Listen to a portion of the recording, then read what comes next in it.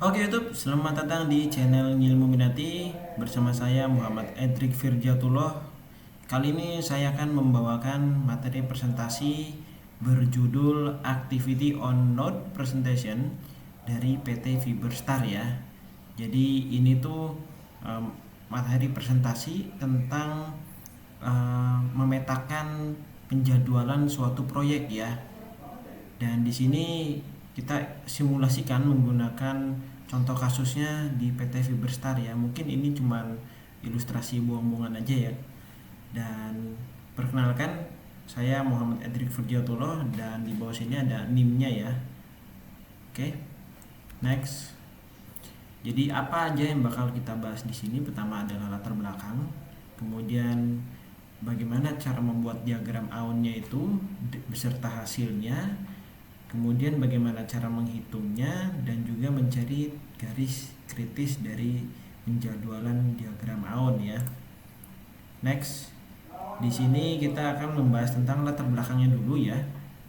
Jadi ada sebuah kasus di mana PT Fiber ingin melakukan penggelaran fiber optik untuk meluncurkan use case baru di pasaran.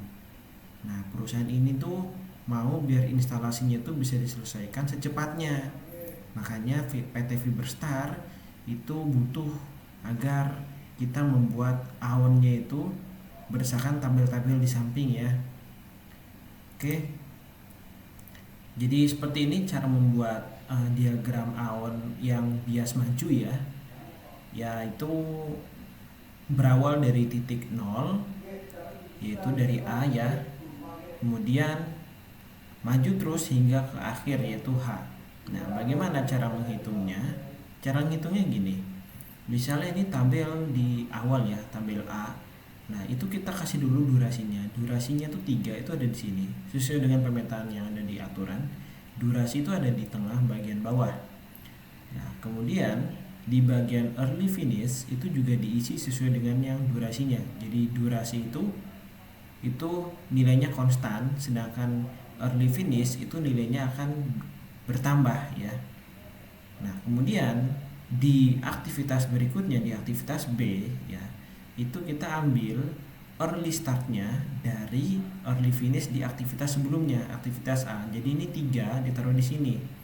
Nah, kemudian ditambahkan konstan yaitu aktivitas si B nya sendiri yaitu 4, jadi 7 ya. Seperti itu seterusnya sampai dengan aktivitas yang terakhir ya, aktivitas H. Nah, clue-nya di sini adalah kita cari yang EF-nya paling besar ya. EF tuh ini nih. Jadi kalau semisal ada percabangan, kemudian di situ ada 2 aktivitas yang berbeda nilainya, maka kita cari yang terbesar. Oke. Next.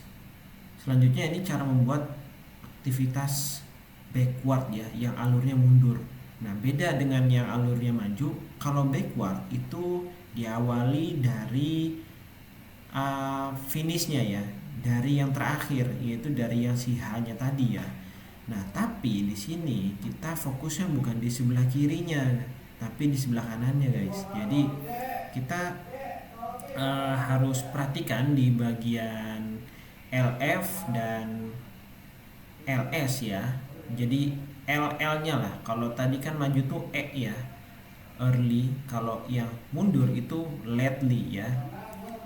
Jadi caranya gimana? Caranya kita mundur, kita lihat yang aktivitas paling depan itu kan dia udah komplit ya.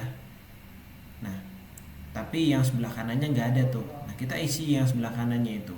Yang pertama-tama, yang paling awal membuat titik awal yaitu LF sama dengan EF. Jadi ini kan kosong nih awalnya. Nah, kita isinya dengan apa? Dengan ini kan si EF-nya itu 7 ya. Nah, kita isi lately finish-nya juga dengan 7. Itu sebagai titik awal. Kemudian mundur ke belakang itu kita isi si LF-nya ini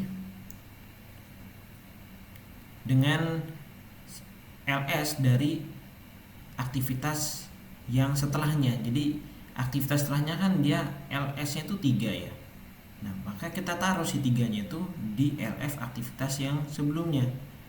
Nah, kemudian kita kurangin lagi dengan durasi. Nah, jadi hasilnya itu nanti bakal ditaruh di LS lagi. Dan seperti itu seterusnya hingga terus naik ke aktivitas pertama ya, balik lagi ke pertama.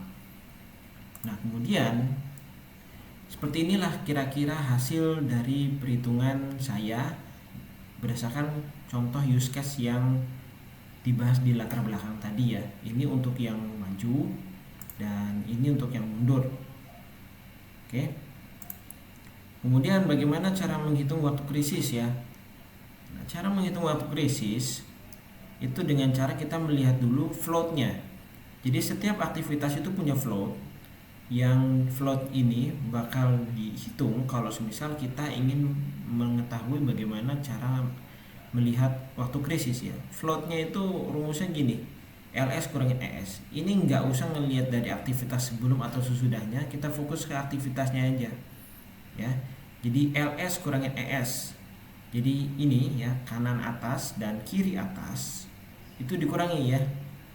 Dan hasilnya kalau nggak 0 itu nggak boleh kita lewatin guys.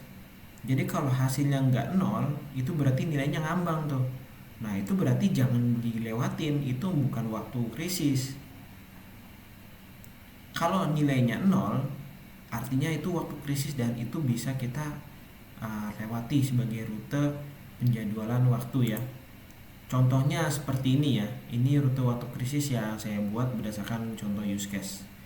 Dan di sini kesimpulannya, waktu kritis untuk proses pemasangan fiber optik di PT Fiberstar itu 3 tambah 4 nih, 3 nih durasi 3 tambah durasi 4 tambah 5 tambah 4 tambah 3 ya, jadi hasilnya 19 itu ya. Nah yang sebelah sininya tuh nggak dihitung karena apa? Karena terdapat nilai float yang tidak 0 yaitu 9, 6, 6. Jadi ini kalau dipasangin juga itu bakal nambah waktu. Oke, sekian pembahasan tentang simulasi perhitungan awan dari saya. Terima kasih. Apabila ada pertanyaan silakan tanyain aja di kolom komentar ya. Saya pamit undur diri. Wassalamualaikum warahmatullahi wabarakatuh.